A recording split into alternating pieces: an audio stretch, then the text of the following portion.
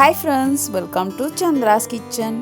இன்னைக்கு நம்ம ரொம்ப சிம்பிளா ஆனா வித்தியாசமா செய்யக்கூடிய ஒரு பீன்ஸ் பன்னீர் பொரியல் தான் செய்ய போறோம்.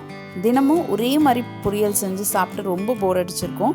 ஸோ இது ரொம்ப வித்தியாசமாக இருக்கும். வாங்க இப்போ நம்ம பீன்ஸ் பன்னீர் பொரியல் எப்படி செய்கிறதுன்னு பார்க்கலாம். கடாய் இப்போ சூடாயிடுச்சு. நம்ம இதில் ஒரு 2 டேபிள் ஸ்பூன் அளவுக்கு எண்ணெய் விட்டுக்கலாம்.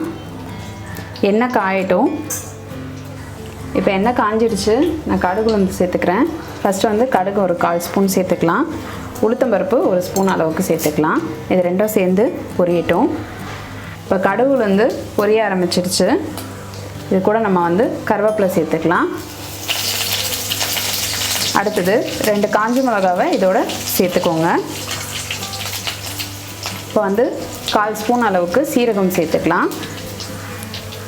சேர்த்துட்டு இதை நல்லா லைட்டாக வதக்கிடுங்க. இது கொஞ்சம் செவக்கட்டும். இது கூட ஒரு 1/4 இன்ச் அளவுக்கு இஞ்சியை நறுக்கி சேர்த்துக்கோங்க. 2 பூண்டை பொடியாக நறுக்கி இதோட சேர்த்துக்கோங்க.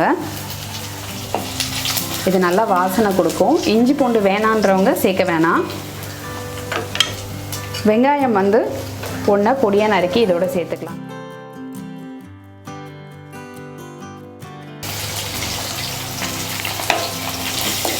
சேர்த்துட்டு இதை லைட்டாக வதக்கிடுங்க. இப்போ நம்ம கடுகுலேருந்து வெங்காயம் காஞ்ச மிளகாய் சேர்த்து நல்லா வதக்கிக்கிட்டு இருக்கோம். இது கொஞ்சம் வதங்கட்டும். இப்போ நம்ம இதில் கொஞ்சமாக பெருங்காயத்தூள் சேர்த்துக்கலாம். இப்போ வெங்காயம் நல்லா வதங்கிட்டு இருக்கு. இப்போ நம்ம பீன்ஸை பொடியாக நறுக்கி வச்சுருக்கோம். அதை இதோட சேர்த்துக்கலாம். இது பார்த்திங்கன்னா 200 கிராம் அளவுக்கு நான் பீன்ஸ் சேர்த்துக்கிறேன்.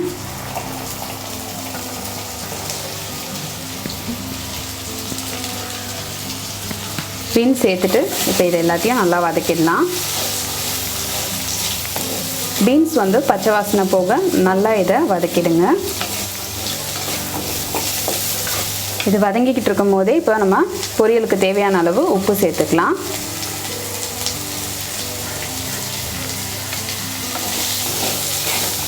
இதை நல்லா வதக்கிடுங்க.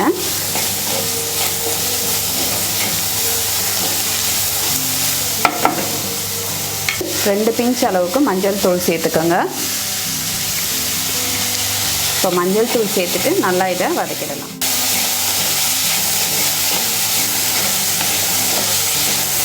பீன்ஸ் ரொம்பவே உடம்புக்கு நல்லது. இது நீங்கள் அதிகமாக உங்களுடைய சமையலில் சேர்த்துக்கோங்க. வாரத்துக்கு 2லேருந்து 3 டைம் பீன்ஸ் சேர்த்துக்கோங்க. பீன்ஸ் இப்போ ஓரளவுக்கு வதங்கியிருக்கு. இது கொஞ்சம் வேகிறதுக்காக நான் கொஞ்சமாக தண்ணி தெளிச்சுக்கிறேன். நிறைய தண்ணி ஊற்றக்கூடாது. இது கொஞ்சமாக தண்ணி சேர்த்துக்கலாம்.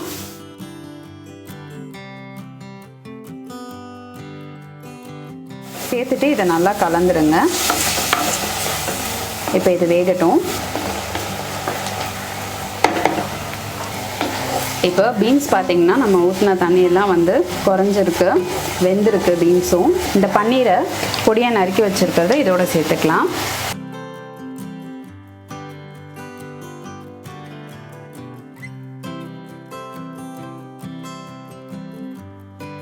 சேர்த்துட்டு இப்போ இதை லைட்டாக கலந்து விடுங்க. இதை சிம்மில் வச்சு தான் செய்யணும். ஏன்னா பன்னீர் உடையாமல் இதை கலந்து விடுங்க. நான் இந்த மாதிரி துண்டு துண்டாக நறுக்கி போட்டிருக்கேன். நீங்கள் நல்லா பொடி மாஸ் மாதிரி கூட செஞ்சு போட்டுக்கலாம். இது கூட நம்ம ஒரு 2 கீத்து அளவுக்கு தேங்காய் போட்டுக்கலாம். இது இன்னும் நல்லா டேஸ்ட் கொடுக்கும். கொஞ்சம் வித்தியாசமான பொரியல் செஞ்சு சாப்பிட்ணுன்னு ஆசைப்பட்டிங்கன்னா இந்த பொரியல் செஞ்சு பாருங்கள். ரொம்ப சூப்பராக இருக்கும்.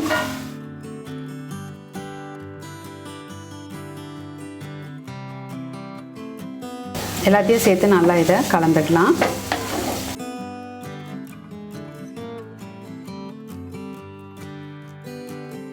இந்த பொரியலில் பார்த்திங்கன்னா காரம் நம்ம காஞ்ச மிளகாய் மட்டும்தான் சேர்த்துருக்கோம். இது நம்ம கொஞ்சம் காரம் தூக்கலாக வேணும் அப்படின்னு நினச்சோம்னா லைட்டாக மிளகுத்தூள் சேர்த்துக்கலாம். இது நல்லா டேஸ்ட் கொடுக்கும். ஒரு 1/2 ஸ்பூன் அளவுக்கு மிளகு பொடி பண்ணி இதோடு சேர்த்துருக்கேன். இதை ஒரு 5 நிமிஷம் மூடி போட்டு வச்சிடலாம்.